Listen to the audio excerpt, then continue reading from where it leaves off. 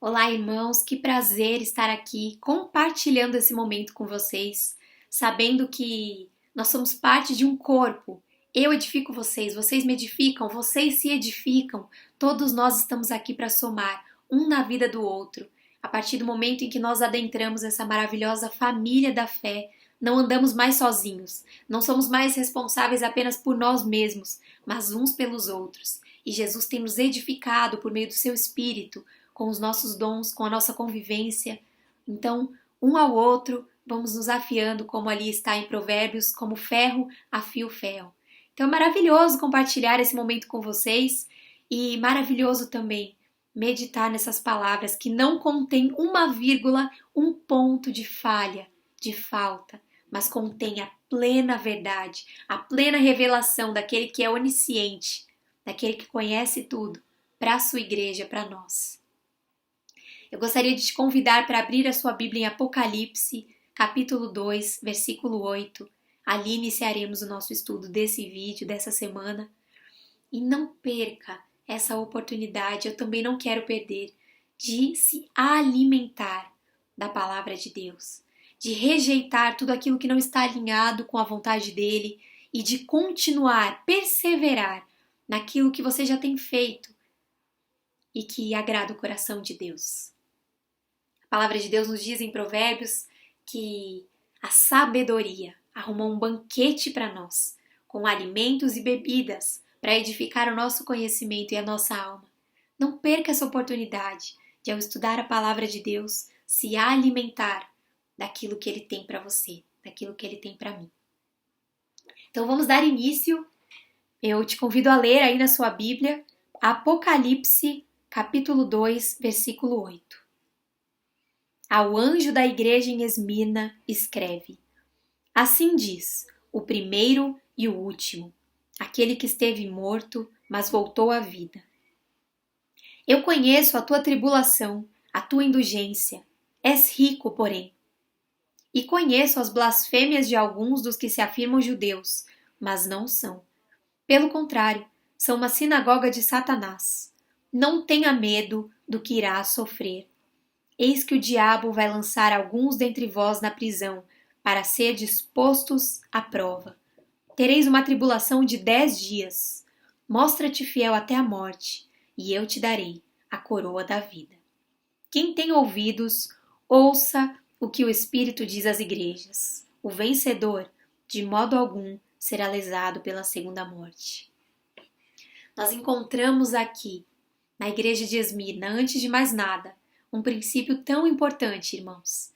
O princípio de que as coisas não são sempre o que elas parecem. A igreja de Esmirna é uma igreja aprovada por Deus. É uma igreja pobre, nós vemos aqui. É uma igreja pobre. É uma igreja que sofre críticas, blasfêmias.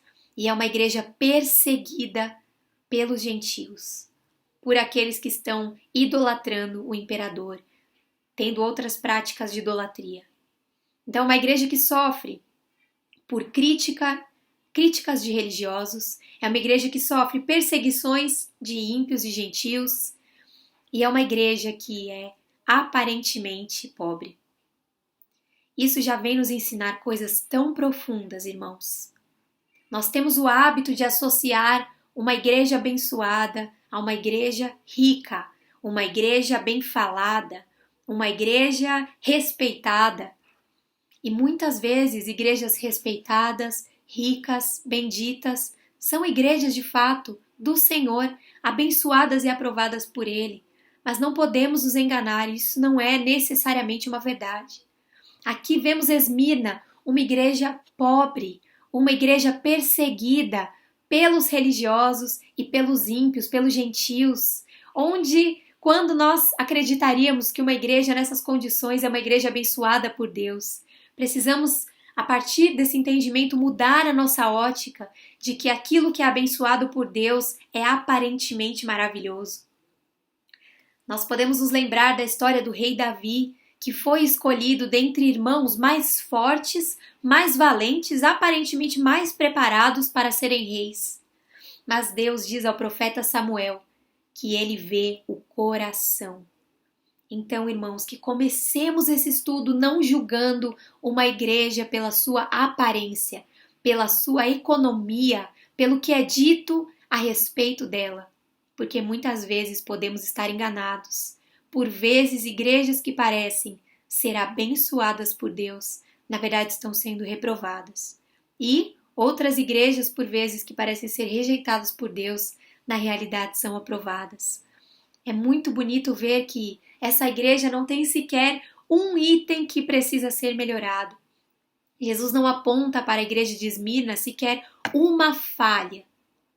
Ele apenas encoraja que essa igreja continue enfrentando esse sofrimento, com os olhos firmes nele, porque tudo isso irá passar.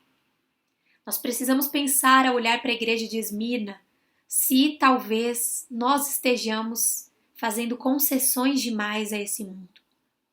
A igreja de Esmirna era uma igreja sofredora por não fazer concessão ao mundo. A igreja de Esmirna era uma igreja que não se contaminava com práticas idólatras, com imoralidades de qualquer tipo. Era uma igreja que sofria por ser fiel. Com isso, irmãos, eu não quero dizer aqui, e não digo, porque isso seria uma mentira, que a igreja que é feliz, que a igreja que recebe bênção, é uma igreja que está em erro, que está em heresia, que está desagradando a Deus, que é infiel. Não! Muitas vezes o Senhor nos abençoa em diversas áreas da nossa vida, isso é bíblico, mas muitas vezes não. O convite que é nos feito aqui é para que repensemos se temos feito concessões a esse mundo e por isso estamos felizes, ou se temos estado felizes por realmente recebermos a bênção de Deus. A igreja de Esmirna era uma igreja pobre financeiramente, economicamente, porque naquela época, naquele tempo, para adquirir riquezas, para crescer economicamente, era necessário se contaminar com práticas idólatras, com práticas que desagradam a Deus. E nós precisamos nos perguntar, será que talvez você, se você é bem-sucedido, por que você é bem-sucedido? Você pode olhar para suas atitudes e ter paz com Deus, uma consciência limpa? Ou você se preocupa? Ou você tem práticas na sua vida que não agradam a Deus? A igreja de Esmirna era uma igreja pura. Quantas pessoas recebem ofertas? Quantos cristãos recebem ofertas? Por vezes milionárias, que podem trazer danos à sua fé. Nós conhecemos um rapaz na igreja que já lhe foi oferecido muito dinheiro em troca de propagandas enganosas. Eu me lembro dele comentar com a gente que ele deveria mentir para os clientes e com isso ele ganharia uma grande quantidade de dinheiro. E ele, graças a Deus, não entrou nessa, foi como a igreja de Esmirna e preferiu ficar firme a Deus. Quantas moças recebem propostas de se deitar com alguns caras, para que consigam crescer naquele emprego, naquela área. A igreja de Esmirna era uma igreja santa. O Senhor nos convida à santidade, à pureza, como a igreja de Esmirna. E por isso era uma igreja pobre, mas que na verdade era rica, porque nós sabemos que tudo que há de riqueza nessa terra passará. A Bíblia diz que que os nossos itens materiais, a ferrugem corroerá, as nossas roupas, a traça roerá, esse mundo será enrolado como um tapete, tudo irá passar, mas aquele que permanecer fiel a Deus, este ganhará a coroa da vida. Este será feliz, este receberá uma recompensa que nem o tempo, nem o ladrão, nem nada nesse mundo poderá roubar. E a igreja de Esmirna sofria blasfêmia, perseguição de fora, mas ela se manteve firme. Que você e eu possamos ter esse compromisso com Deus, assumir o compromisso de dizer não ao pecado, não às práticas que desagradam a Deus, custe o que custar, porque a nossa vida é um sopro e como a Bíblia diz lindamente, nós voamos. Aqueles que já são mais velhos, que já têm os seus cabelos brancos, podem confirmar que o tempo passa rápido e nós Se queremos ser sábios, devemos abraçar a palavra de Deus, nos apegar a ela, acima de qualquer outra coisa nesse mundo.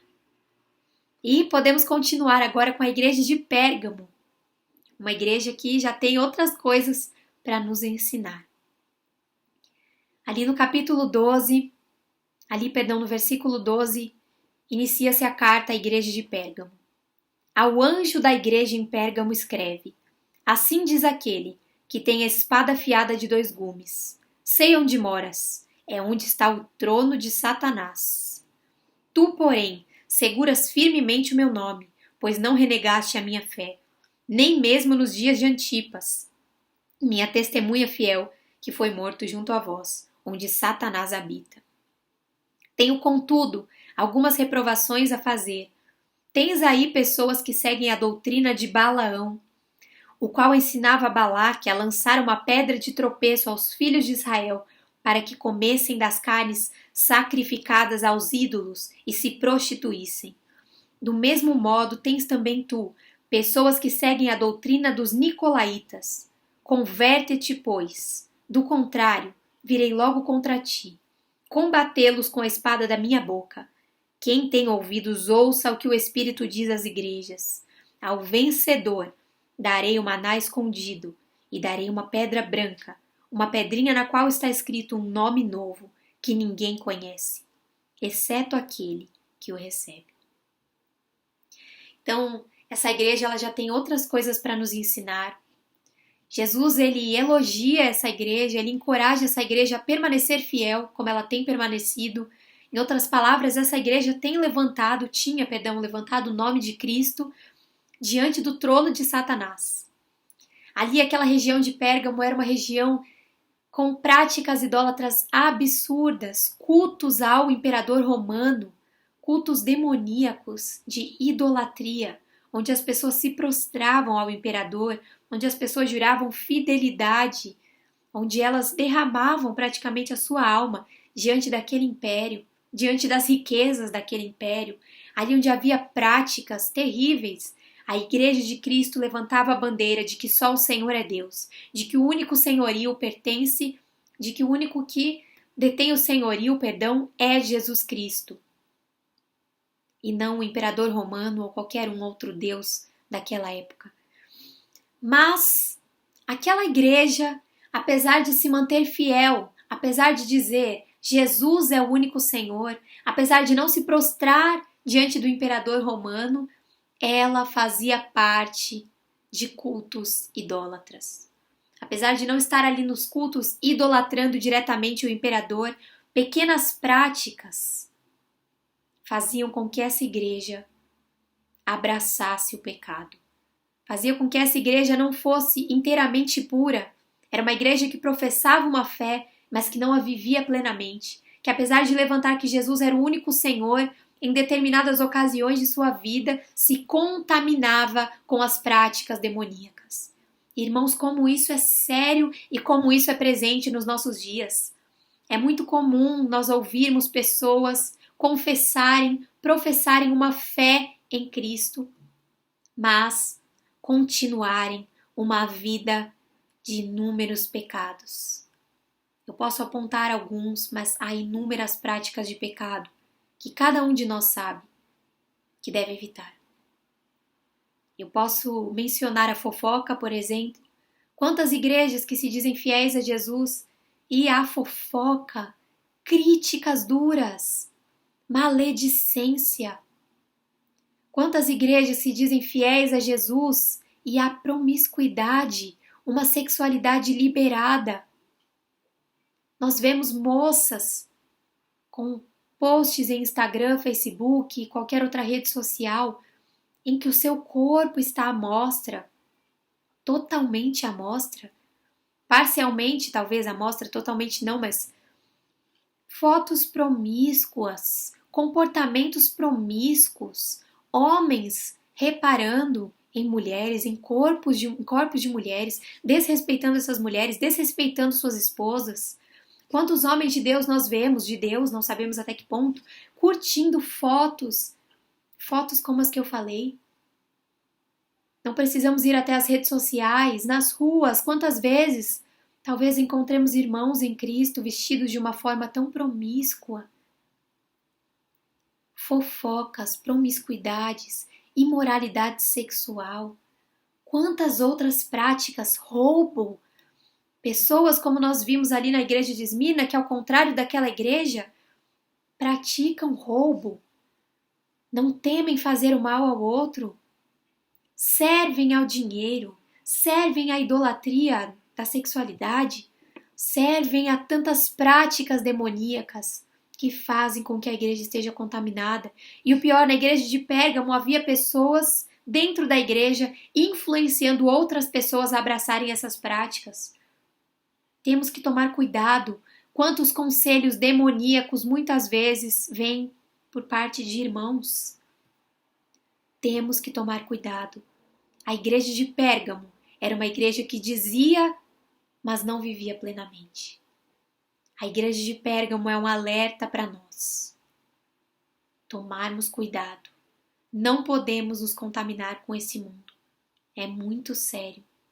É claro que precisamos viver nesse mundo, conversar com as pessoas, nos envolvermos com as áreas desse mundo, com as diferentes ciências. Mas o nosso comportamento deve ser como o de Esmirna. Professar e viver. Não apenas professar, como Pérgamo estava fazendo. Então que essas duas cartas dessas duas igrejas possam trazer ao nosso coração essa lembrança de que precisamos permanecer fiéis a Cristo. E se não temos sido fiéis, convertermos esse caminho, mudarmos esse caminho. Gostaria de concluir relembrando as palavras finais de Jesus à igreja de Pérgamo. Quem tem ouvidos ouça o que o Espírito diz às igrejas. Ao vencedor darei o maná escondido. O maná escondido é o alimento celestial, é o alimento que há na presença de Deus e que receberemos plenamente quando o Senhor voltar. Lhe darei também uma pedrinha branca, uma pedrinha na qual está escrito um novo nome que ninguém conhece, exceto aquele que o recebe. Em outras palavras, essa pedrinha significa a admissão ao reino de Deus. Jesus nos promete a admissão ao reino onde não haverá dor, sofrimento, choro, ao reino perfeito que será instaurado nessa terra. Que o seu coração seja encorajado, e o meu também, a permanecermos fiéis a Cristo. Mais uma vez reforço, a mudarmos práticas que não o agradam.